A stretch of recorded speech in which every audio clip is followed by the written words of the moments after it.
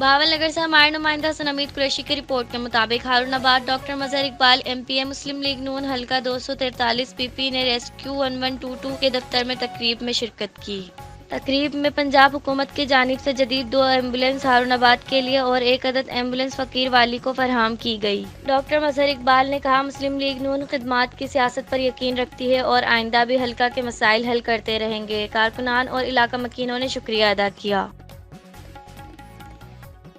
کراچی سے ہمارے نمائندہ محمد نوید کی رپورٹ کے مطابق عوامی نیشنل پارٹی کی جانب سے ضلع ملیر ابراہیم حیدری ٹاؤن کے یونین کونسلر کا مشترکہ اجلاس باچا خان ہاؤس شیر پاؤں میں منعقد ہوا، جس میں یو سیز کے کابینہ و اجلاس عملہ نے بھرپور شرکت کی۔ اسٹیٹ سیکرٹری کے فرائض ضلعی جنرل سیکرٹری فضل ربیع خان یوسف زئی نے ادا کیے۔ اجلاس سے یو سی شیر پاؤں کے صدر مراد شاہ، یو سی مسلم آباد کے صدر Noor Karim Khan, U C Muzaffarabad general secretary Adnan Khan, U C Majeed colony کے صدر منور برکی، یو سی چشمہ گوٹ کے صدر معشوق لالا اور ضلعی ڈپٹی جنرل سیکرٹری عبدالرحمان، ضلعی جنرل سیکرٹری بسفر خان، سینئر رہنما ضلعی ملیر حاجی خان شیر، صوبائی جوائنٹ سیکرٹری سعید افغان، ضلعی صدر کچکول خان تنظیم اور آنے والے بلدیاتی الیکشن کے حوالے سے کارکنان سے خطاب کیا۔ اس موقع پر نئے شامل ہونے والے مفتی بلال نقشبندی نے بھی خطاب کیا۔ ضلعی صدر نے آج سے بلدیاتی الیکشن کی تیاری، امیدواروں کی لسٹیں، علاقے میں جھنڈے مہم کے حوالے سے کارکنان کو پروگرام دیا۔ اس موقع پر خدائی خدمتگار تنظیم ضلعی ملیر سالار نیاز خان یوسف زئی، ضلعی و صوبائی ممبران نذیر خان یوسف زئی، زبیر خان، اخلاق احمد یوسف زئی، نور آلا بنگش، سیف الرحمان کنڈی، کیوم خٹک، نصیب بنیری نے بھی شرکت کی۔